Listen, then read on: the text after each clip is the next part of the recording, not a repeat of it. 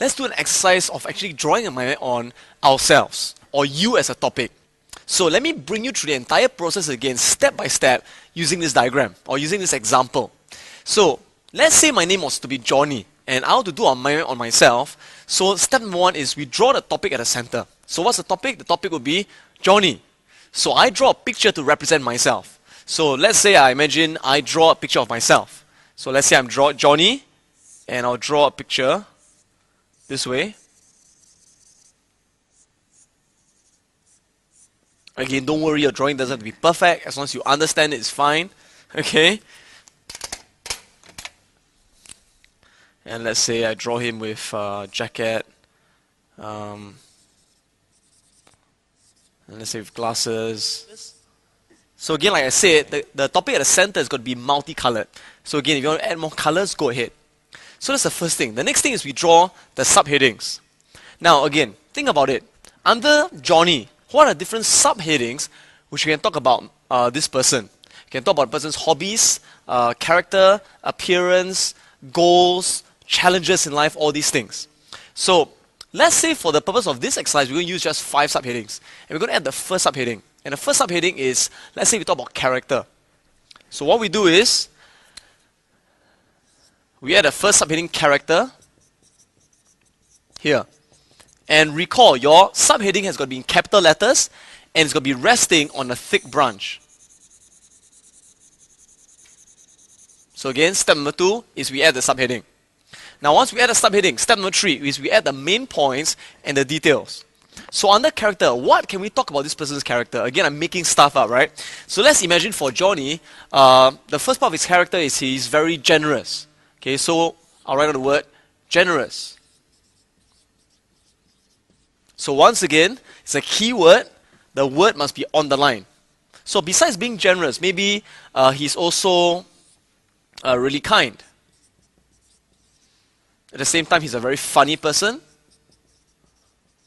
But at times, he can be a bit irresponsible.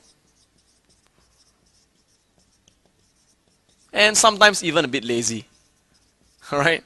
So, for example, under this subheading, how many points do we have? We have got 1, 2, 3, 4, 5. 5 main points. So once again, remember, all the branches, they branch from the same point.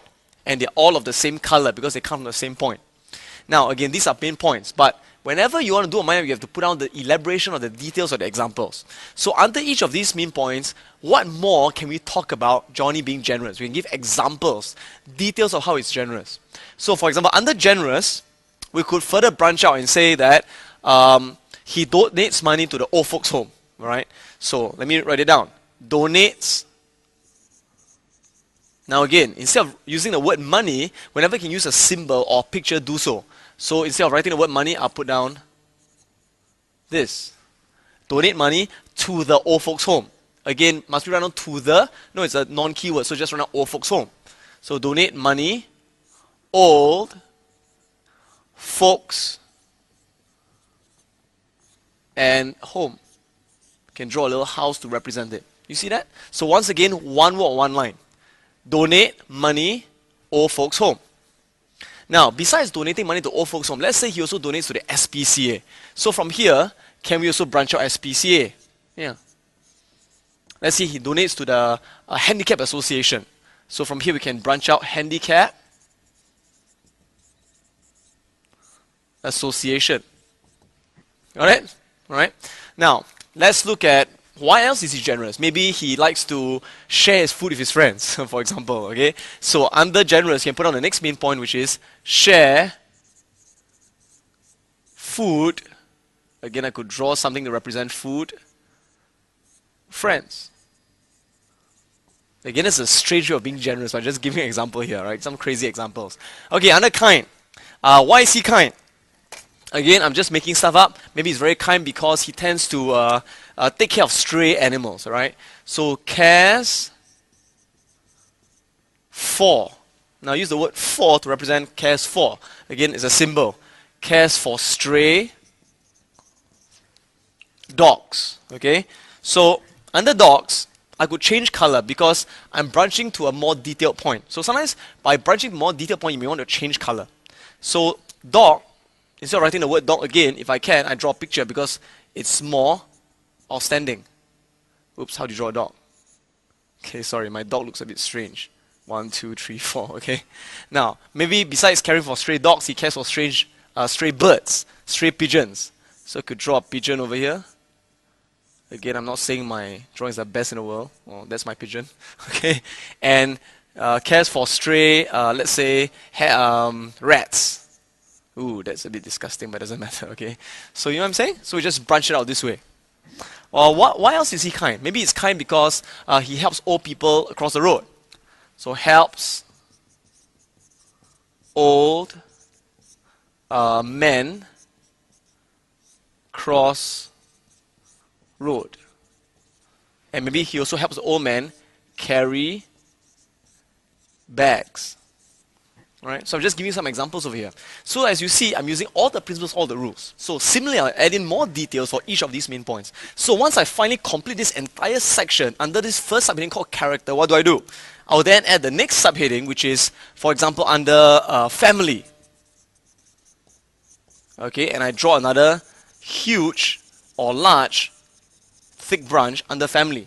Okay, so under family, you can put down the main points, right? Now, there's so many things to talk about Johnny's family, but again, you could subsection it to certain categories. For example, under family, you could talk about family members, family disputes, family vacations, family tree, right? These are all possible major main points. So again, under family members, could you further branch it out?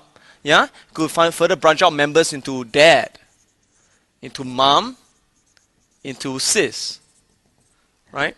So again, under dad, could you branch into more details? Yeah, of course. For example, you could talk about the dad's occupation. Dad is, for example, a doctor. His dad loves fishing. Okay, notice I'm using symbols over here. Loves fishing on Sunday. Okay, the dad has a bad temper, alright, so bad temper. Does this make sense? So as you develop mind map, you kind of like branch out and you go further and further into more and more details. Again, once you complete this entire section, what do? You go on to the next subheading. Now, there come a point of time when the subheadings will start to appear on the left-hand side of the page. So, for example, let's say the next subheading is, well, hobbies, alright? So, be hobbies, H-O-B-B-I-E-S. Again, capital letters, same color of the rest of the subheadings on a thick branch. Now, let's say under all his hobbies, we can divide into two main categories. Let's say indoor hobbies and outdoor hobbies, right? So, indoor and outdoor. Okay, now bear in mind once again how we branch out from a mind map. We branch out from inside to outside, right? So from here it's in to out. It's from left to right, the way we normally read. But the moment you start branching from a mind map on the left-hand side, what happens? You actually are branching from right to left. So what happens? You actually got to read it from right to left. So in this case, under hobbies, you can see that he's got indoor hobbies and outdoor hobbies that we just mentioned just now. Under indoor hobbies, he could, let's say, love to play computer games. So how do we write this down? Again, one word or one line, except this time you branch from right to left. So loves, can draw this heart there to represent loves, playing computer games. Playing, I could draw a little computer over here and write down the word games. You see that? So love playing computer games. And let's say under the computer games he loves to play, let's say for example, sports games. He loves to play adventure games. Okay, so for example, you got sports games, adventure games. He could love tactical games or maybe even war games. Does that make sense? So that could be one of his hobbies. Another hobby could be he loves painting. All right.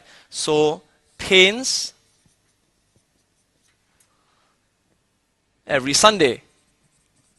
So again, notice we're branching from right to left. So again, once you finish this whole section, you move on to the next part and put on the next subheading, which could be maybe under his appearance, what he looks like.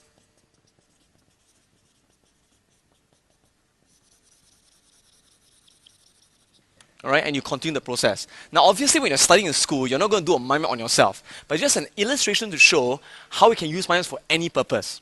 So right now, just to get a practice of being very clear on the rules, the steps, as well as the principles, what I want to do is this. I want to stop this video for a while, and I want to create a mind map on yourself, your own mind map that represents your entire character. So what are the subheadings you can use? Any subheadings you want. But one of the subheadings I can suggest is put down your hobbies, put down your goals. What are your goals in life, all right? What are the challenges you face? Talk about your family.